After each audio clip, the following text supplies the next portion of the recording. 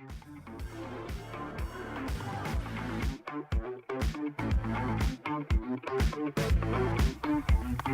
thank you, Audra. Good morning, everybody, and welcome to this session. Follow that, but we will, and we're looking forward to having a chat this morning about regional partnerships, about how public funding can support those, what that means for growth, for innovation, for social impact, for some of the things that you've already been hearing about this morning. So I will start by introducing my distinguished panel. Nicola Osborne. Nicola is co-investigator at the UKRI-funded CoSTAR Realtime Lab, where they lead work on inclusion and innovation in real-time and emerging media. Their work brings expertise in digital practice, creative research, and community engagement. Ruth McCullough is exec producer at the AHRC-funded Immersive Arts programme, supporting artists working with immersive and experimental technologies. And she champions projects that push creative boundaries and explore new forms of expression. Dave Ball is director of the UKRI-funded, there's a common theme here, My World at the University of Bristol, advancing innovation in creative technologies and real-time media, and his work strengthens collaboration between research, industry, and the creative sector.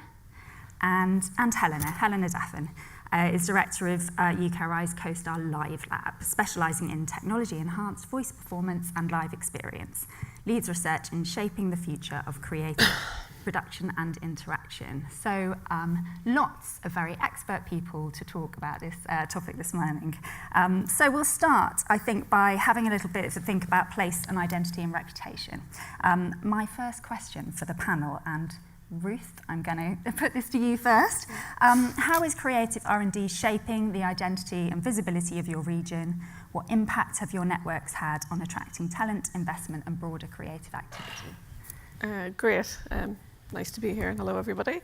So to give you a bit of context, if you're not familiar with Immersive Arts, so we're a 3-year UK-wide programme. It's a £6 million development scheme that's supporting artists across Scotland, Wales, Northern Ireland and England to make work using immersive technologies. So over the 3 years, we'll be supporting 200 artists through an accessible programme of research, training, events, and then also 3.6 million in grant funding. So we had an open call last year. We currently have 83 projects in the programme, and we've just closed the second round of funding, and we'll be making the remainder of the rewards in the new year. So I think in terms of the collaboration, the funding partnership, it's important to talk about that and how that's come about in terms of AHRC and then the 4 arts councils across the UK. So the sort of framing of the programme initially and the distinctiveness of that and the value of those,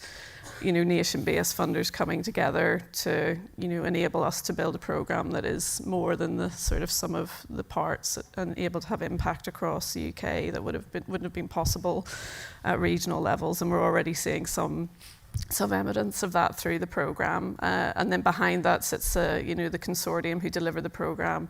There's 10 organisations across the UK who are embedded in sort of research and arts in immersive technology. So it's led by the University of West of England, Bristol, and Watershed, and also I won't go in through the whole list of partners because we'll be here all day. But we have producing partners in each of the nations. So in England, we have Watershed and Cryptic in Scotland, and the Nerve Centre in Derry and Belfast, and then the Wales Millennium Centre in Cardiff. So what that allows us to do is sort of those producing partners bring a lot of sort of specific regional knowledge and expertise to the programme. In terms of the delivery and sort of the understanding of identity in each of those regions as well too, that enable us to sort of do things that are specific but also collective at the same time. So an example of that is we're a bilingual programme, so we communicate in both English and Welsh, and the Wales Millennium Centre, so they bring that expertise to the programme to allow us to sort of champion that and understand the value and the significance of that in a UK-wide programme. And then the producing partner structure, so we have a producer in each nation, we have 2 in England, so they work with the artists to sort of support them through the programme. and with the idea of sort of trying to build community and kinship within each sort of region, but then also working collectively as a team to sort of, work on that sort of collectivity nationally as well. And we're already seeing artists telling us about the impact that that's having on sort of their practice and, their understanding of the sector and what's happening and the opportunities that then are sort of coming from that. So we're only halfway through, but we're already starting to see indicators of that. So to answer your question, I think it's working both ways. I think, we're able to pull on the expertise, and regionality within the partnership, and feed that into the sort of national structure. But then that national opportunity feeds back into sort of evening the playing field for artists within the programme as well too. Great. And Helena, you're sort of working in a sort of similar but different context in the Live Lab.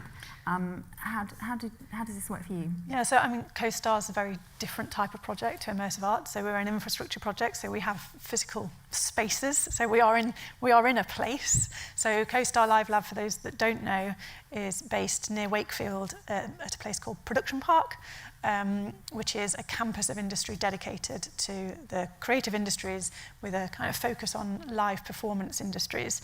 It's led by the University of York. So we have a place which has a huge growth in creative industries. So West Yorkshire has creative industries as a really strong economic growth priority, as does York and North Yorkshire Combined Authority. And it's important to say that both are partners in CoSTAR Live Lab.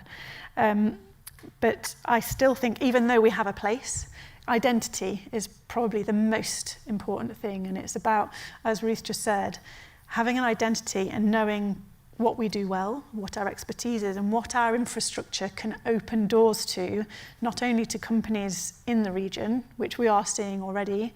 So we have the luxury of the legacy and strength of research and R&D from our previous clusters programme, XR Stories, that was based at the University of York, and building that into the ecosystem of Production Park and their very rapid production cycles that they have.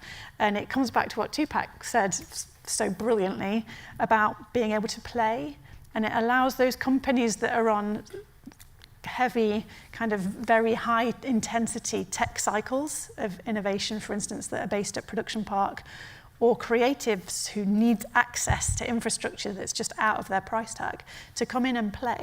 And that opens doors for R&D that then have all of those benefits across the economy. So we have those inward-looking, those strengths, that kind of really strong strategy of place and identity. But the benefits of the CoSTAR network are that we have that collaborative ecosystem that can draw companies in from across the UK, but also look outward. And we've seen that already with the activities, even in just the first year of CoSTAR's real activity of, for instance, the Enterprise and Commercialisation Programme.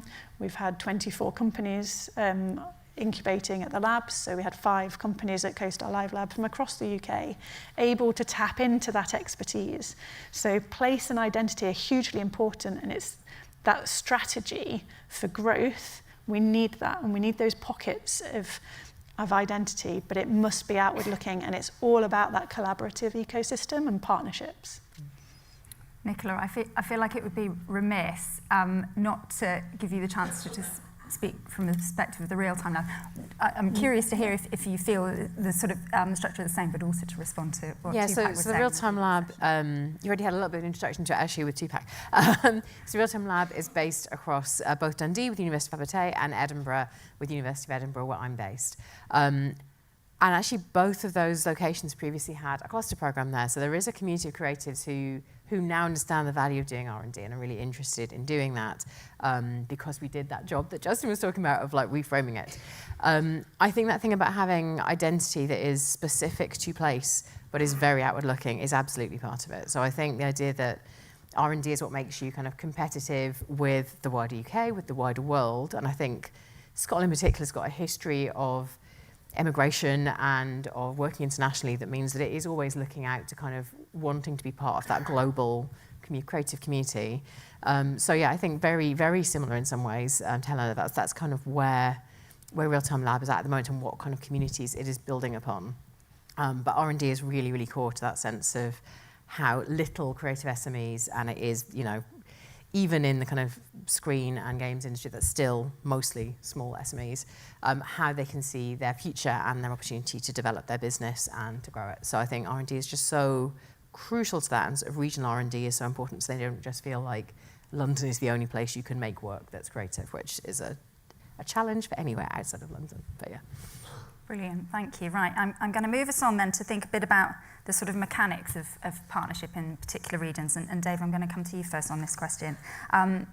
It'd be helpful to hear about how partnerships with local authorities, with businesses, with universities have kind of sustained momentum in a region, and what collaborations work really well to do that in your experience? Sure, thanks. Hi, everybody. Yeah, I think in the west of England we've been very fortunate that... Mic problems, I think. Bear with us, folks. You might have to project, Dave. Switched off, is it? Can you hear me now? I can hear myself. Yes, so I was saying, I think we are very fortunate in the west of England to have had a very strong platform to build on in terms of the foundations across universities that already collaborate very well through, before my world, through clusters, and actually after my world through immersive arts and many other things, and also a very, very strong mutual support network across industries. But you know, the words that were mentioned in the context of the last question in terms of synergy, collaboration, ecosystems are really, really important. And one of the things, actually we were criticised for, to a certain extent, by funders in reviews of being too ambitious, because you know, my world is not an insignificant amount of funding, but it is finite, and we were really trying to create this regional-based creative ecosystem which was doing facilities, training, R&D, support, mechanics across everything that, you know, sort of CoSTAR was doing at a national level, but doing that at a regional level. And we pushed back very strongly on it, because my argument was that if you have all of those pillars, if you remove one of them, they are so interdependent, they're so integrated, and this isn't always recognised at a national level. You pull away one of those pillars, you remove a lot more than that pillar. So that synergy argument is key. And I think, you know, the universities, obviously, building on that previous track record of working together, have, you know, gone from strength to strength. That's driven investment from local government. It's driven investment from international partners. Yeah, we've got 13 partners that are, you know, core partners in the initiative, but it's we've got 15 months to go, and it's already driven some 45, I think, new international partnerships. So it's, you know, it's that regional focus, but with global reach, I think, is absolutely key there. I mean, I would highlight government support, and especially local government. It's opened a lot of doors to national government, and, you know, has had influence. But local government, I think, you know, the one thing I would pick out is the skills training part of what we have done, which is, you know, is missing in a lot of other programs, and how that's geared engagement from our combined authority, who've been very, very supportive. That has enabled us to do much more than we would have done simply by my world of funding. It's opened doors to, you know, focus on underrepresented groups, which you all know is a key thing. But beyond that, also engagement in strategic planning, so, you know, creative aspects of the growth plan. And also, you know, announced fairly recently the West of England, South Wales Creative Corridor, which was announced in the creative sector plan by government. So, you know, all of those things are kind of impact that are really, really supported by local stakeholders.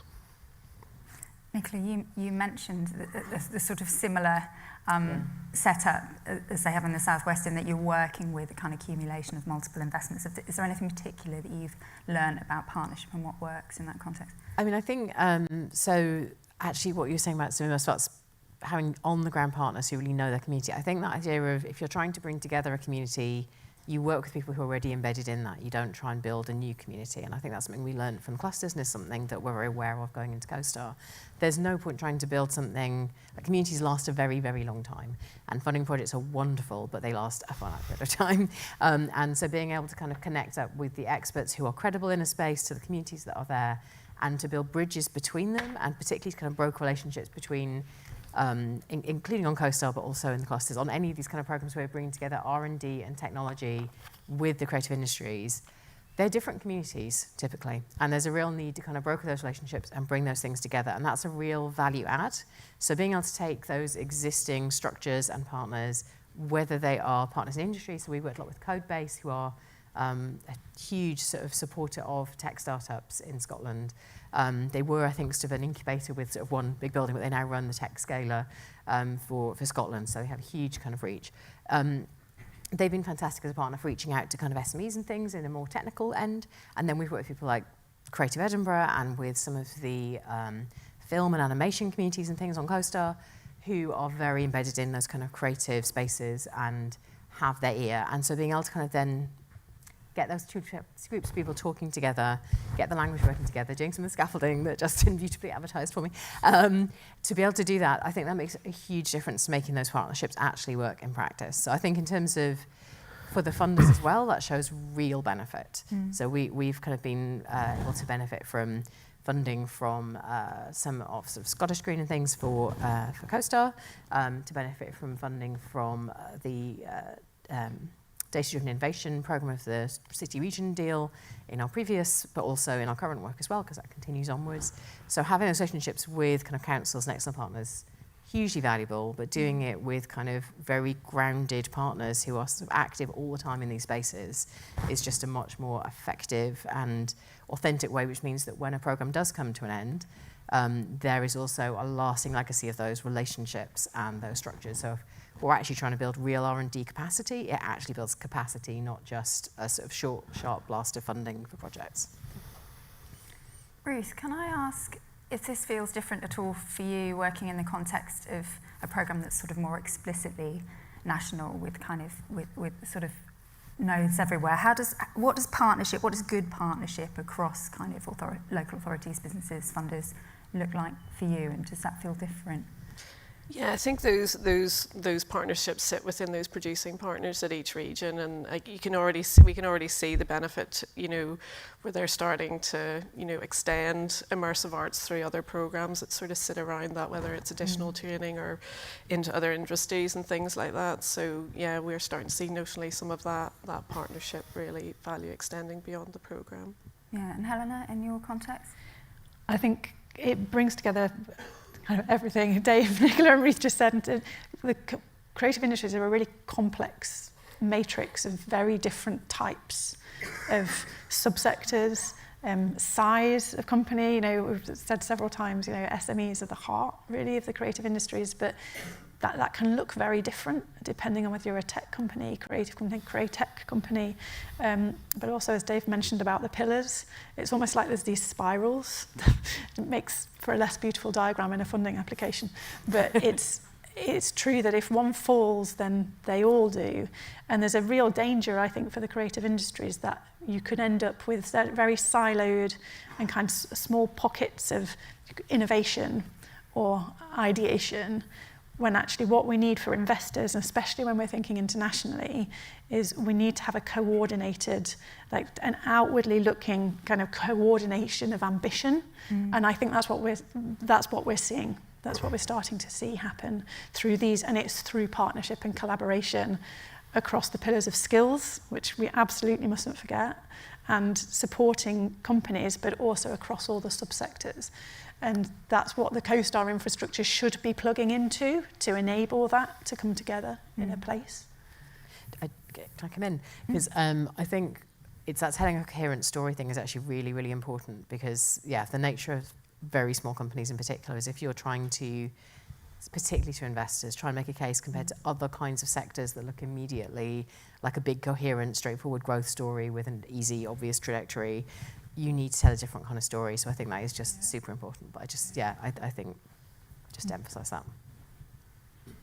Great. Let's think then a bit about what all of this learning and experience kind of means for what we do next as a funder and in terms of public policy. So I'm immensely proud that UKRI funding has supported all of the work that all of you're doing. I'm interested to know, and you can be honest, what lessons that you've learnt from the work that you do that we can reflect in future funding structures, and that in broader sort of policy interventions for the creative industries. Helena, I'll start with you. Yeah, I would jump on from my previous point really, and Nicola, you mentioned short cycles of funding, and probably for me the most important thing that we've learned from the first clusters programme onward is continuity really matters.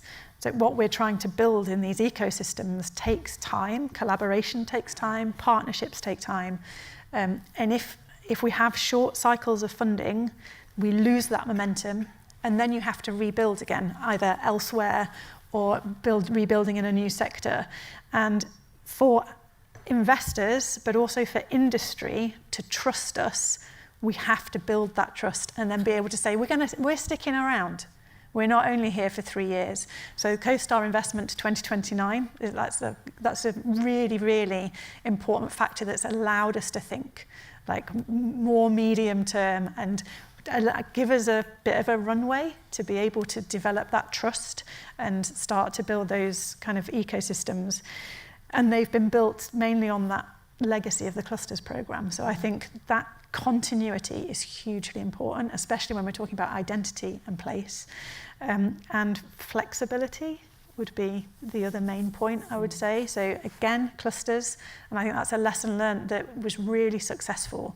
Clusters had the adaptability, they could respond to the very rapid changing needs of the creative industries. Immersive arts have changed, you can change what you decide to do based on a new understanding. We can learn rapidly, we don't have to wait for the next call for funding to come out. And I think that's really important. Clusters have worked really well for that. And I strongly think that needs to be a priority, being able to adapt and flex. And remembering that skills are really important in that story. And that continuity, that flexibility, we can't hit a wall with that. And we're in a danger of doing that if we don't really genuinely invest in that pillar of skills. And that's an important for policy and thinking about policy and how we move forward with that and strategically align funding. That's really important. And if the creative industries get this right, we can, we aren't a siloed sector. We have huge cross-sector potential, and that story that we can tell as what the creative industries are, we're building a runway to be able to compete in our story with the kind of big players that have that one big number that's economy and number of cash against it.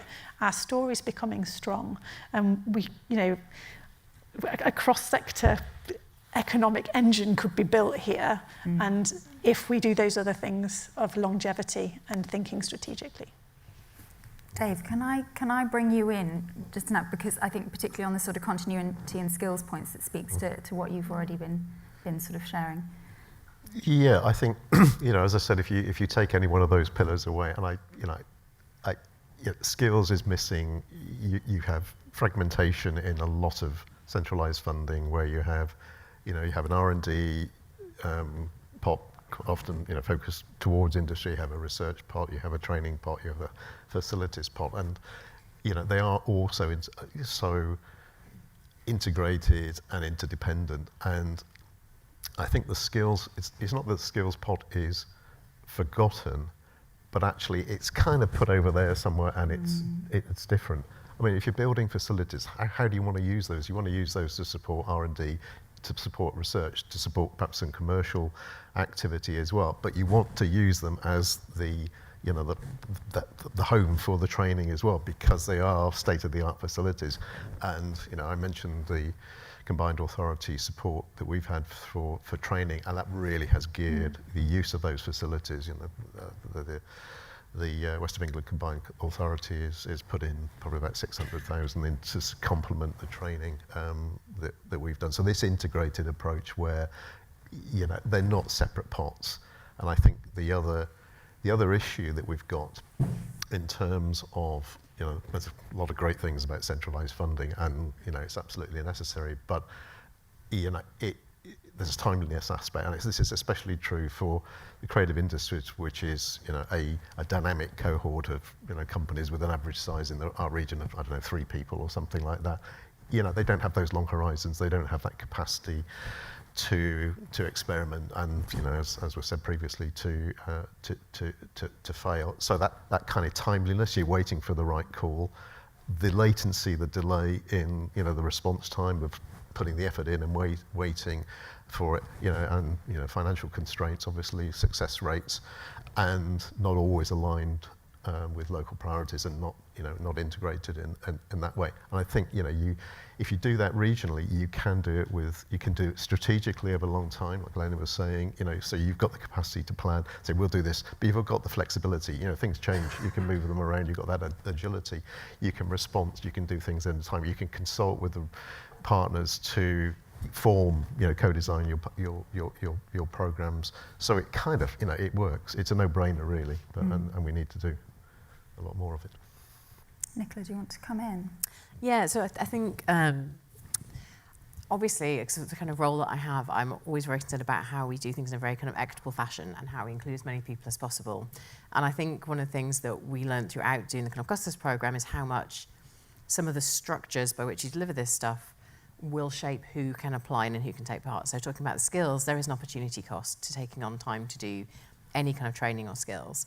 And so offering courses for free sounds like a really good deal, but if someone's got to take time away from freelance or a much needed contract or bidding for the next piece of work, that isn't free. That's cost them a day of their time or a couple of days of their time, and their travel and their childcare and whatever else. So I would say one of the things we've learned is that yes, you need all of those things in concert. You need that kind of pathway through different levels of things, but you also have to have real empathy for who those creative practitioners are, and that you'll get far more interesting ideas from a diversity of people taking part. But that means you have to build a really thoughtful structure about how you support them, how you scaffold them, how you help them apply for funding. Most creative companies that we've worked with, I think in all of these kinds of programs, they don't routinely apply for funding. They don't know what it looks like to put in a sort of a large funding proposal, especially. Justin talked about the importance of doing kind of lots of small pots of money. I would absolutely agree with that. And that is, again, part of being flexible. So as a funder, thinking about how you can make sure that the people who are bidding into the next round of these can be very flexible in what they're offering. But I think it's also about sort of how you build in some of those ED&I considerations from the outset, how you build those in terms of ethics as well, because I think the current technology turn, the current R&D turn is very much focused on AI, and that's certainly a major part of where a lot of the funding from kind of governments internationally is currently going in terms of R&D. If you do not have diversity and ethics at the heart of those from the start, you are not going to get the kinds of things we want in the world, honestly, in terms of the storytelling you get, in terms of the quality of what you get, in terms of the fairness and the appropriateness of those things.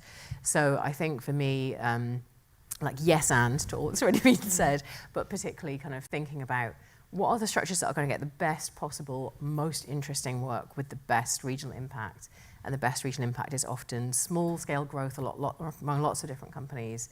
It's often about collaboration across different types of companies, and it is often about being able to sort of help them get to that next step, but that next step is not automatically, this is going to be a massive growth thing, this is going to be a unicorn.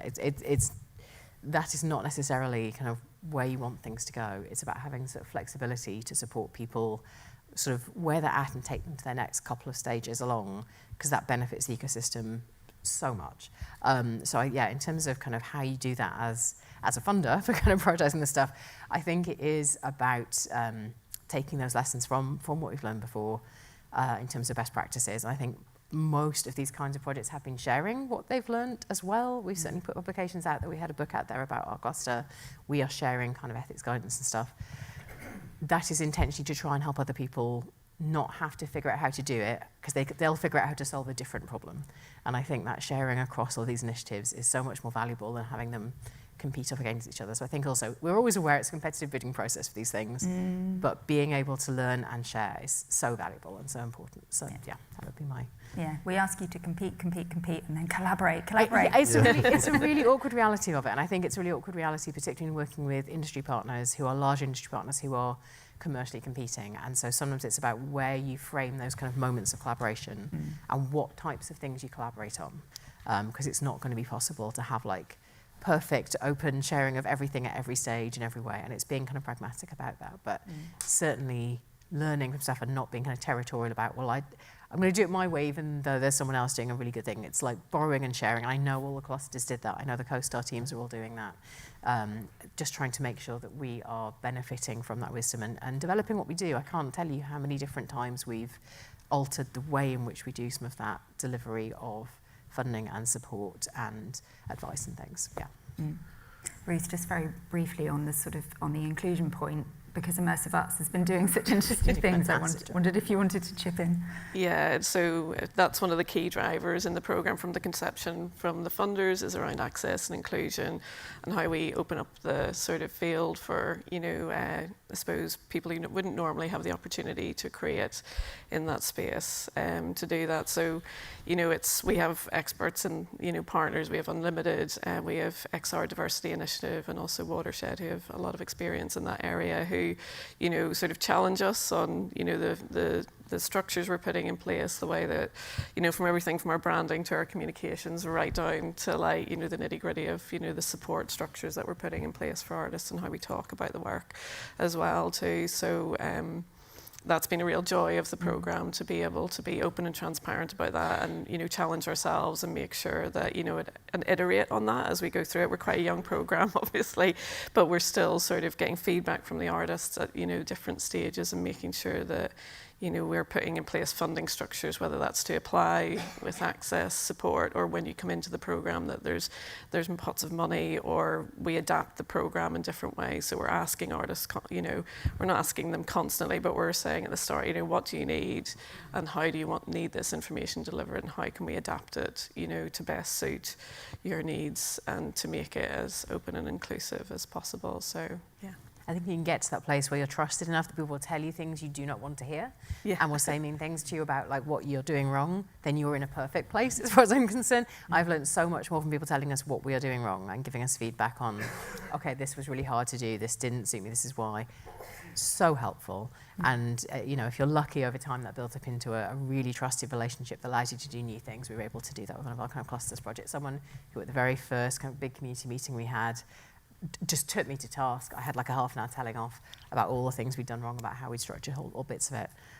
Ended up being our partners on a really, really important piece of like socioeconomic inclusion work much later on in the programme, by which point we had built a relationship of going like, yeah, no, keep on telling us what we're doing wrong. We will learn from that. That's great. So yeah, I think that's it's a brilliant place to be at in an odd sort of way. This sort of, yes, tell us what we did wrong. Yeah. Right, I'd like us to just sort of finish then by casting our eyes a little bit further into the future, 2035 or beyond. Just to think about what then, building on everything that you've learned and everything that we know and the ideas that you have about what we can do differently and better, what does future success look like? What haven't you had the chance to say about what the conditions for that future success should be?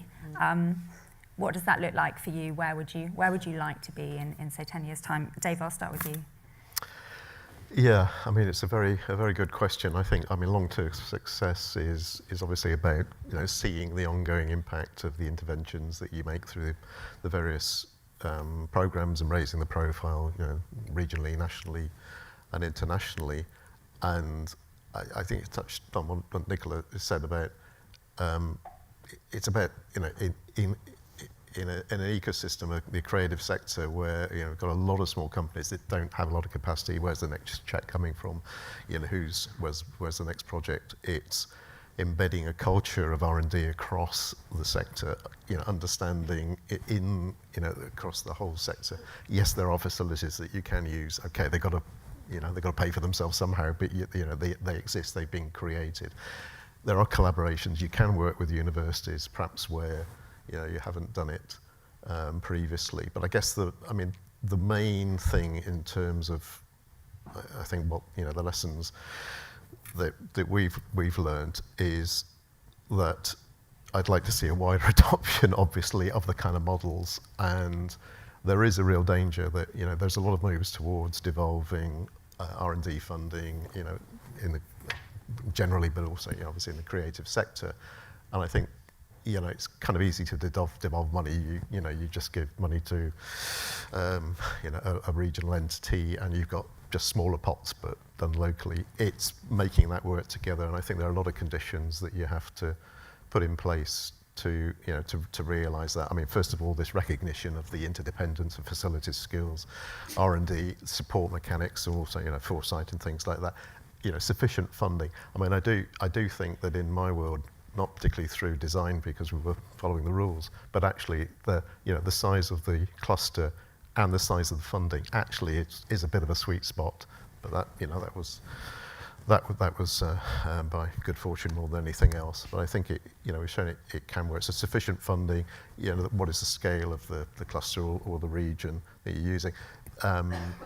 Nicola mentioned trust, and I think, you know, the trust across, you know, with a cluster where it is, you know, reasonably established, people know each other, and you don't manage it. I mean, universities probably are kind of reasonably sensible places to host these because of the resources they can bring, but actually the management is done by a trusted group, an entity that's kind of representative and trusted across the community. So it's that kind of, you know, the sort of senior management, or the management needs to embody that. And I do think, you know, we're not quite there yet. CoSTAR is moving in the right direction, but those, you know, really strong regional entities that are not, you know, not necessarily all specialised. Some will be, but, you know, providing general support, but under a national umbrella. I think that kind of approach is really, really important, because I do feel, as I said before, that it's easy to kind of put money into smaller pots locally and then say, oh, do a bit,